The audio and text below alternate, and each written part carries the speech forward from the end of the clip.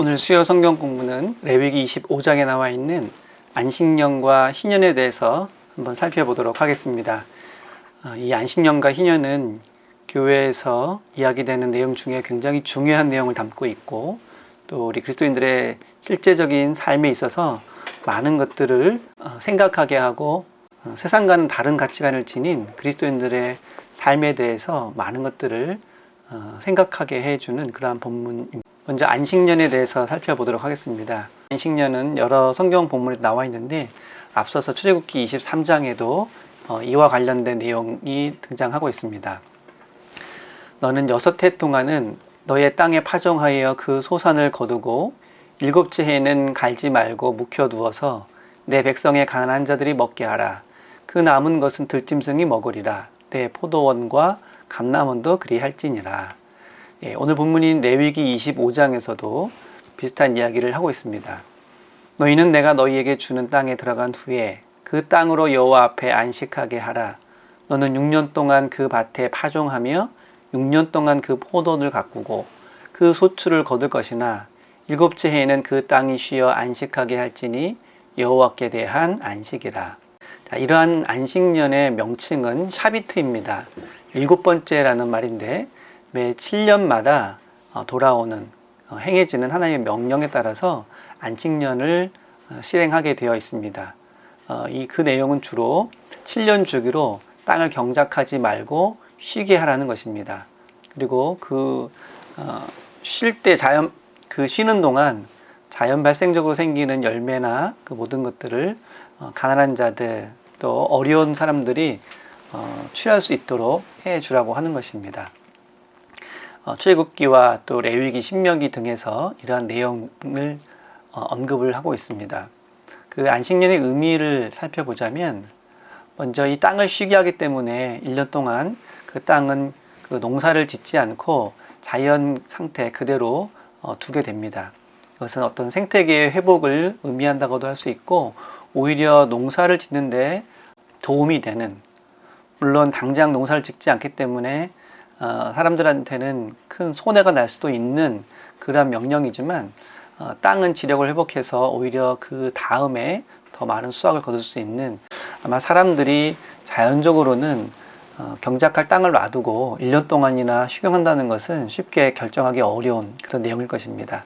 따라서 이 안에는 어떤 경제적인 의미보다는 신앙적인 내용이 더 많이 담겨져 있다고 할 수 있습니다.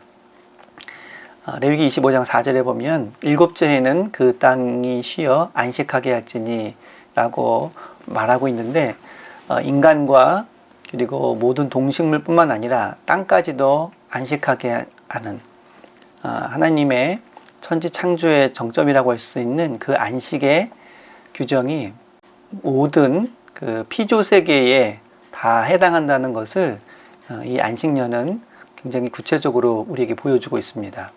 두 번째, 이 안식년은 가난한 사람들에 대한 배려를 담고 있습니다. 7째에는 갈지 말고 묵혀두어서 내 백성의 가난한 자들이 먹게 하라. 경작하지 않았다는 것은 누구도 그 소유권을 주장할 수 없다는 것을 의미합니다.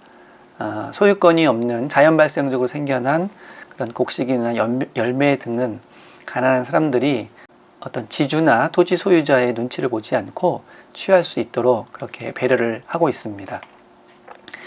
이러한 것을 포함해서 이 안식년은 그 경제적 불평등을 회복하는 의미를 담고 있습니다. 인간 사회가 진행될수록 불가피하게 부의 양극화 또 부의 집중 문제가 발생하게 마련입니다. 이런 것들을 다시 원래 상태로 회복하는 그 의미가 이 안식년에 담겨 있다고 할 수 있습니다. 신명기 15장에는 매 7년 끝에는 면제하라. 그의 이웃에게 구워진 모든 체주는 그것을 면제하고 그의 이웃에게나 그 형제에게 독촉하지 말지니 이는 여호와를 위하여 면제를 선포하였음이라. 여기서 면제하라는 말은 빚을 탕감해 주라고 하는 말입니다. 오늘날 경제 사상이나 우리 실생활에 비추어서 굉장히 거리가 멀게 느껴질 수도 있지만, 하나님께서는 여러 가지 이유로 인해서 부가 편중이 되고 또 양극화되는 그러한 모순을 해결하고자 이러한 말씀을 전해 주시고 계십니다. 또 이는 사회적인 불평등을 회복하는 모습도 담고 있습니다.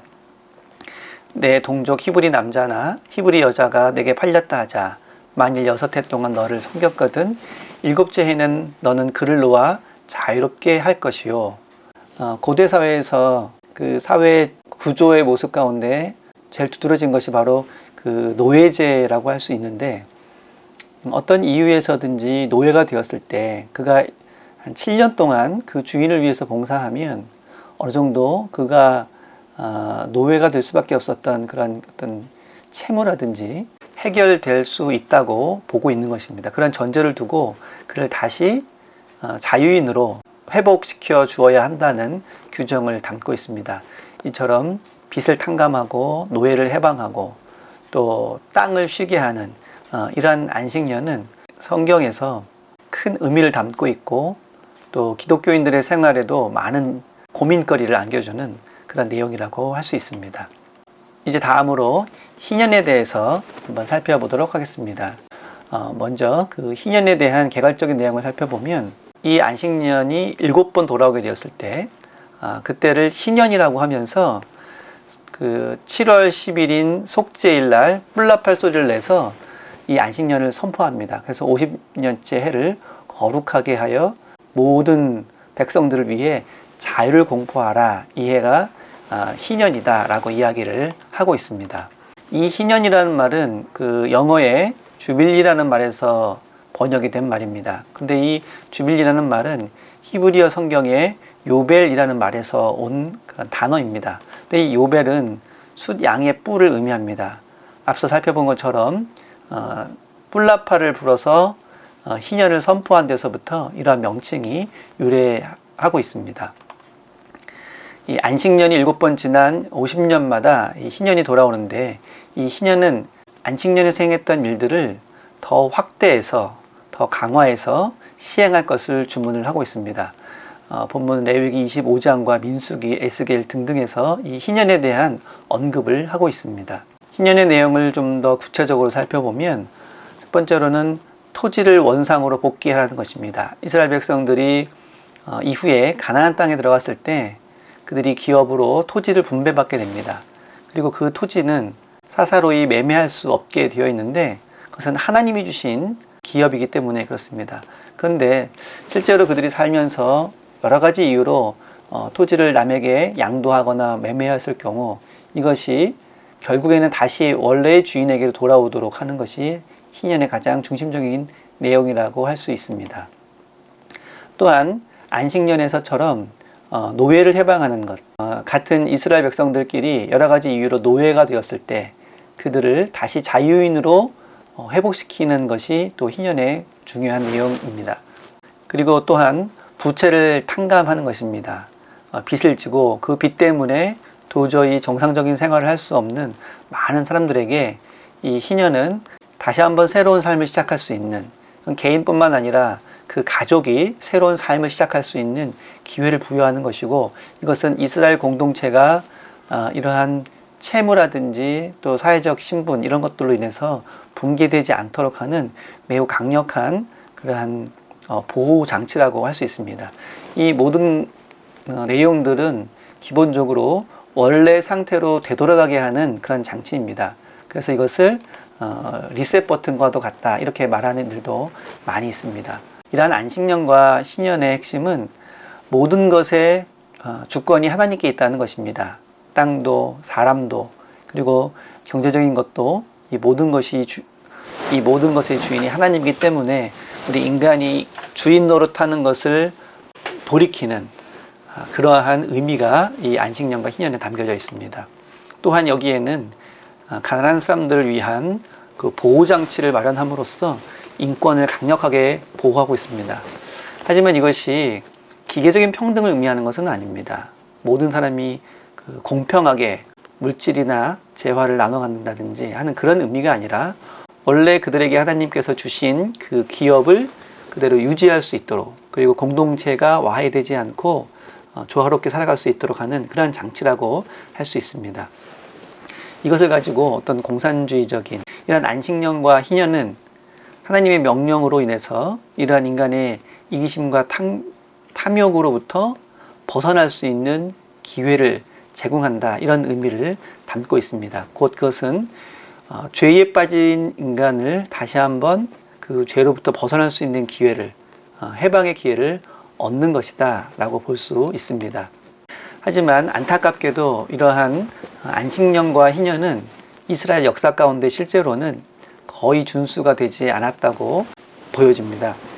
특별히 왕정시대 이후에는 이런 하나님께서 말씀하신 희년 정신에 정면으로 배치되는 그런 일들이 오히려 더 많이 발생을 하게 됩니다. 그 중에 가장 대표적인 예가 바로 나봇의 포도원 사건이라고 할 수 있습니다.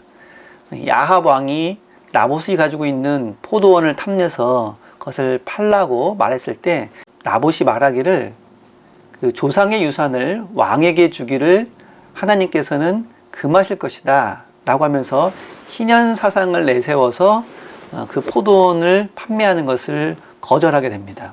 근데 이것이 왕조차도 마음대로 할 수 없는 법이기 때문에 그 아합 왕이 굉장히 그것을 가지고 고민을 하게 됩니다. 그런데 아합 왕의 부인이 이세벨은 이방 출신으로서 그러한 이스라엘의 희년 사상에 대해서는 잘 알지 못하는 그런 모습으로 왜 그 절대 군주인 왕이 원하는 그런 토지를 가질 수 없느냐, 오히려 의아해하면서 여러 가지 음모를 꾸며서 결국은 그 땅을 빼앗게 됩니다. 이만큼 그 당시 왕정시대에 이러한 일들이 비일비재했고, 또 이로 인해서 토지를 빼앗기거나 또 이러한 희년 사상에 역행하는 일들이 오히려 더 실제로는 많이 벌어졌음을 단적으로 알 수 있습니다. 이스라엘 역사를 통해서 하나님이 주신 희년 사상이 제대로 실행되지 않는 것에 대해서 이미 레위기에서는 그것을 경고하고 있습니다. 다음 장 레위기 26장에서 보면 그들이 나중에 하나님의 말씀을 지키지 않고 또 하나님의 뜻대로 행하지 않았을 때 하나님께서 그들에게 내리시는 심판을 통해서 그들이 멸망하게 될 것이고 그들이 이방으로 끌려가게 될 것이다 라는 말씀을 해주고 있습니다. 그러면서 이러한 이야기를 하고 있습니다. 너희가 원수의 땅에 살 동안 너희의 본토가 황무할 것이므로 땅이 안식을 누릴 것이라. 그때 땅이 안식을 누리리니 너희가 그 땅에 거주하는 동안 너희가 안식할 때에 땅은 쉬지 못하였으나 그 땅이 황무할 동안에는 쉬게 되리라. 그들이 하나님의 말씀에 따라서 온전히 이 안식년과 희년을 실행하지 않을 때에는 하나님께서 강제적으로라도 그 희년을 이루어가게 될 것이다 라는 의미입니다. 이 말씀은 예수님께서 회당에서 읽으신 성경 말씀이며 이 말씀을 읽으시고 이것이 너희의 귀에 응하게 되었다 라고 하면서 예수님의 사명을 선포하신 바로 그 내용입니다. 주의 성령이 내게 임하셨으니 이는 가난한 자에게 복음을 전하게 하시려고 내게 기름을 부으시고 나를 보내사 포로된 자에게 자유를, 눈먼 자에게 다시 보게 함을 전파하며 눌린 자를 자유롭게 하고 주의 은혜의 해를 전파하려 하심이라 하였더라. 예수님께서는 이러한 이사야 61장 말씀을 인용하시면서 자신의 사명이 무엇인지, 그리고 하나님의 백성들이 추구해야 할 삶의 모습이 무엇인지를 구약 성경을 인용하시면서 구체적으로 그리고 분명하게 보여주고 계십니다. 예수님께서 희년 사상을 회복하는 것, 이것이 예수님의 사명이며 그리고 하나님의 백성들이 살아가야 할 모습이라는 것을 분명하게 전하신 말씀이라고 할 수 있습니다.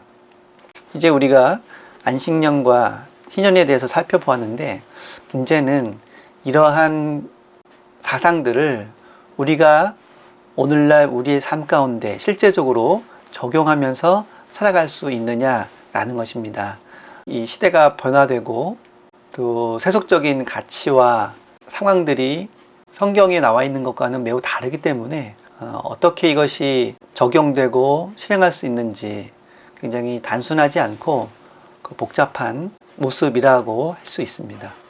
그럼에도 불구하고 오늘날 이러한 희년 사상을 실행하기 위해서 시도하고 또 그 방안을 모색하는 일들이 적지 않은데, 그 중에 대표적인 것 가운데 하나가 바로 이 토지 공개념일 것입니다. 우리나라에서도 이 토지 공개념에 관한 논의가 많이 있었는데, 레위기 25장 23절에 보면 이 토지는 바로 하나님의 것이라고 천명을 하고 있습니다. 이러한 성경적 개념을 가지고 토직 공개념이라고 하는 토직 개념에 대해서 많은 사람들이 논의하고 또 이에 대해서 고민하고 있는 것을 볼 수 있습니다. 특별히 희년 사상을 오늘날 적용하기 위해서 그 세계 각국의 부강한 나라들이 약소국의 채무를 탕감해주는 주빌리 2000이라고 하는 그런 운동을 벌인 적이 있습니다. 그리고 우리나라에서도 주빌리 은행이 부채 탕감 운동을 벌이고 있는 그런 내용들이 있는데 이 모든 것이 다 성경에 나오는 그 희년과 깊은 연관이 있다고 할 수 있습니다. 그리고 많은 신학자들, 목회자들이 이 성경에 나오는 희년에 대해서 논의를 하고 많이 고민을 하고 있습니다. 특별히 얼마 전에 출간된 이 희년이라고 하는 책에서 희년은 모든 사람을 하나님의 형상으로 회복시키기 위한 프로젝트로 이해할 수 있다. 모세가 하나님께 받은 시내산 율법의 정점에 위치한 희년, 안식일과 안식년을 포함하고 있는 희년의 목표는 모든 사람에게 실질적 자유를 부여하는 것이다. 이런 이야기를 하면서 희년에 대해서 굉장히 다각적인 방식으로 접근하고 또 실행을 모색을 하고 있습니다. 이 책 저자 중에 한 사람인 김유준 교수는 한국 교계에서 이 희년 사상을 굉장히 비판적으로 보고 있는 입장을 다시 재고할 것을 요구를 하고 있습니다. 옛날에 그 노예제 폐지할 때도 많은 사람들이 굉장히 부정적인 시각으로 바라봤지만 시간이 지나면서 그리고 여러 가지 상황이 변화하면서 마침내 노예제도가 폐지되게 되었는데 이 희년 운동도 한 세대가 바뀌면 결실을 거두게 될 것이다. 굉장히 좀 희망적으로 전망을 하고 있습니다. 근데 이러한 논의를 적극적으로 펼치고 또 고민하고 많은 것을 또 생각해야 되는 것은 맞는 말인 것 같은데 과연 이 희년 운동이 한두 세대 안에 결실을 거두게 될지에 대해서는 좀 회의적으로 볼 수밖에 없습니다. 구약 시대 때 하나님의 말씀을 받은 그 시대 때에도 정말 실행에 옮기기가 어려웠고 또 포로기 때에도 희년 사상을 회복하자고 많은 선지자들이 말씀을 전하긴 했지만 그 이후에 오히려 그 희년 사상이 훼손되는 방향으로 나아갔지 그것이 온전히 진행된 적이 없었기 때문입니다. 또 예수님께서는 그 희년 사상을 실현하는 모습으로 자신의 사역을 비춰주셨지만 그 이후에 기독교 역사를 통해서 이러한 희년 사상이 눈에 띌 만큼 온전하게 실행된 예를 찾기가 쉽지 않기 때문에 여기에 대해서 굉장히 조심스럽게 접근하는 사람들도 많이 있습니다. 왜냐하면 이 희년법이 어떤 세속적인 토지법과 직접적으로 연관이 있는 것이 아니기 때문이라고 말합니다. 그런데 이제 이 세속의 토지법을 어떤 희년이라고 하는 그 이름으로 어떤 제도적인 것으로 구현할 때 거기에 어떤 신앙이라든지 어떤 구약의 전통이라든지 이것이 전제되지 않고 또 세속적으로 접근하는 것 좀 더 조심스럽게 다가가야 할 필요가 있다는 것은 염두에 두어야 할 것입니다. 오늘 말씀을 좀 정리하자면 이 레위기 25장에 나와 있는 안식년과 희년은 성경의 매우 중요한 중심 사상 중에 하나라는 것입니다.